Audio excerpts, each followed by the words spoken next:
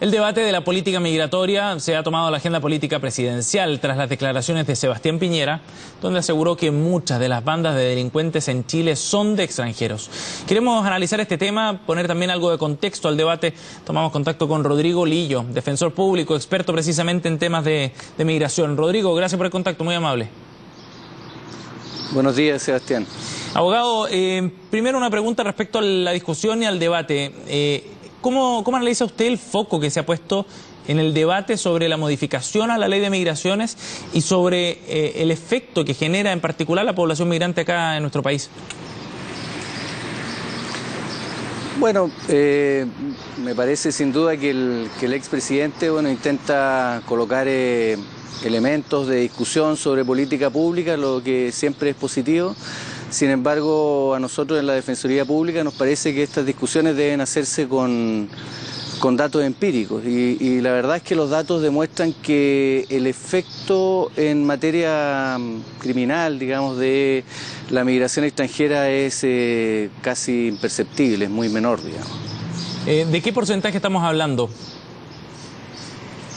Mire, la Defensoría Penal Pública participa en una mesa intersectorial donde compartimos cifras de las policías, tanto de investigaciones como carabineros, y de acuerdo a esas cifras, las detenciones de extranjeros entre el 2014 y el 2015 han disminuido incluso. ¿Ya? Y para nosotros, digamos, nuestros usuarios, alrededor del 2% solamente constituyen extranjeros. De todos los usuarios, es decir, de todas las personas que son imputadas por un crimen o simple delito en el país y que requieren de abogado, solo un 2% son extranjeros. Una cifra muy menor respecto al escenario que se ha dibujado precisamente por aquellos que han hecho la vinculación, ¿no?, entre el tema migratorio y la delincuencia. Sí, exactamente. Creo que esto constituye un error, ya que en general todos los análisis demuestran que no hay ni siquiera un aumento, sino una disminución de la cantidad de personas detenidas extranjeras por una razón de carácter penal. Es más, en el último año de análisis, en realidad las cifras que han aumentado son las de víctimas extranjeras. ¿Cuánto ha aumentado ese dato, abogado? Es bien relevante porque puede también reflejar otro tema u otro aspecto más bien del tema migratorio acá en nuestro país. ¿Y qué tipo de delitos, por ejemplo, son de los que son víctimas los migrantes?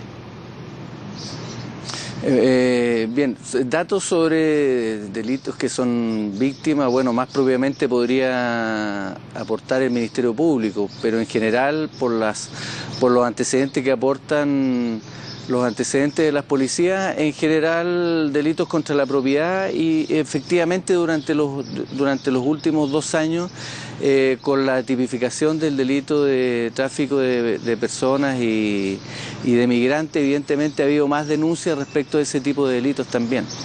Abogado, es importante también abordar en esta discusión lo que tenemos hoy como legislación para poder orientar, digamos, las modificaciones a la ley migratoria que data de 1975. ¿Qué tipo de legislación tenemos hoy día y qué tratamiento se les da bajo esa legislación a los migrantes que cometen delitos?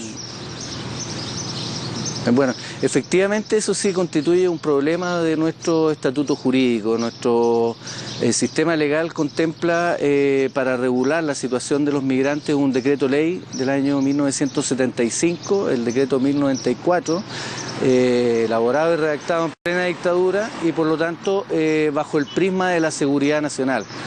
Ese decreto ley no cumple ninguno de los estándares internacionales que hoy día a los que Chile está comprometido en virtud de varios tratados internacionales como la Convención de Protección de los Derechos de los Trabajadores Migrantes o el Estatuto de los Refugiados o algunos pronunciamientos de la Corte Interamericana. Ese particularmente en lo que se refiere al acceso a la justicia. Este decreto ley vulnera el acceso al debido proceso de los extranjeros y los migrantes, tanto ante el sistema judicial como ante el sistema administrativo, es decir, todos los trámites que deben hacer los extranjeros para obtener una posibilidad de residir en el país, o así como cuando son objeto de expulsión, no tienen la posibilidad cierta y efectiva, consagrada en la ley, garantizada, de poder reclamar, de poder acceder a la defensa de sus derechos.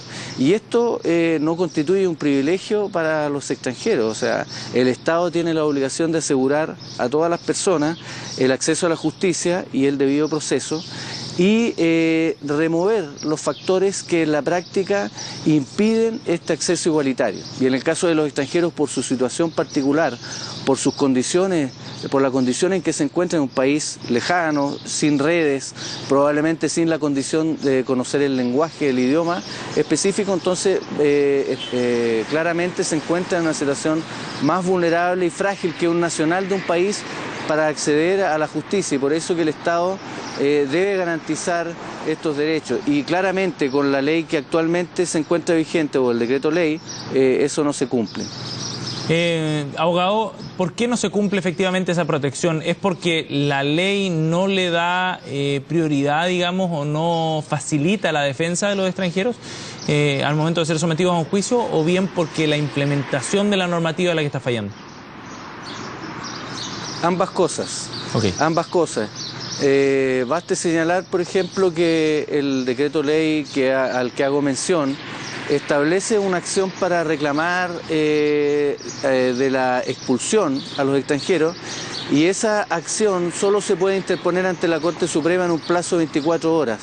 Por lo tanto, está claro que las personas que son expulsadas, por ejemplo, en el extremo norte del país, no tienen la posibilidad de hacer ese reclamo.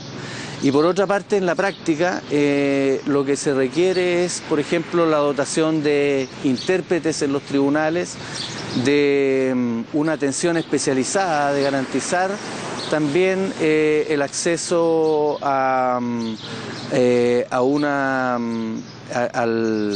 derecho de notificación consular, por ejemplo, y algunas otras garantías que establecen los tratados internacionales. Algunas cosas se han intentado implementar, por ejemplo, en esta mesa que le he explicado yo, de una mesa intersectorial donde participan distintos ministerios, aparte de la Fiscalía y las policías y la Defensoría Penal, se ha establecido un protocolo para que cuando un extranjero sea detenido, se le transmita inmediatamente en forma automática a los consulados. Esto constituye un derecho, digamos, de los extranjeros de poder ser asistidos por el consulado del país del cual es nacional. Y esto a partir del año 2013, que lo estamos implementando con ciertas dificultades, pero evidentemente eso constituye un piso, digamos, un compromiso del cual el Estado está tratando de hacerse cargo, digamos. Abogado, y en esa línea, ¿qué le parece a usted la propuesta que han planteado algunos parlamentarios, Gonzalo Fuenzalida, por ejemplo, Paulina Núñez también, ambos de Renovación Nacional, que buscaría que un extranjero que sea sorprendido cometiendo un delito sea expulsado al día siguiente? Evidentemente que ahí hay algunos temas del procedimiento, de su defensa, en fin, hay una serie de temas que quedarían pendientes. ¿Qué le parece a usted esa propuesta?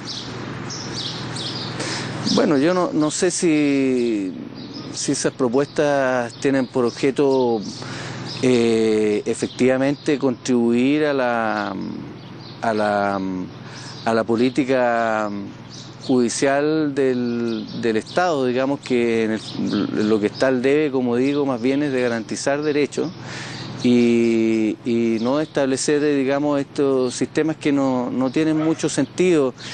De partida, digamos, la expulsión de un extranjero que comete un delito, de partida se discute si puede constituir incluso una doble sanción, lo que en derecho penal está prohibido. Una persona que es condenada evidentemente debe hacerse responsable de su actuación, y para eso el ordenamiento jurídico establece una sanción.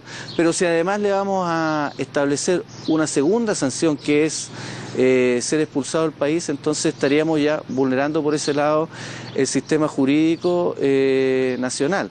Pero además de eso existe la eventual posibilidad de vulnerar derechos de terceros, como son los niños o niñas que dependen de esos extranjeros, que se verían obligados o a abandonar el país también sin haber cometido ningún tipo de delito, o en definitiva de separarse de sus padres, lo que es contrario a la Convención de Derechos del Niño. Pero evidentemente que hay un tercer obstáculo para que ese tipo de sanción pudiera ser implementado, y es que se vulnera absolutamente el debido proceso, porque si es expulsado al día siguiente, obviamente no va a tener la posibilidad de controvertir, claro, y de impugnar esa decisión, que además tiene que ser de carácter administrativo. Bien, abogado, le agradecemos el contacto con CNN Chile para darle otra mirada y otro ángulo de análisis también a este tema que está instalado en el debate nacional. Muchas gracias, muy amable. Muchas gracias, Sebastián. Buenos días.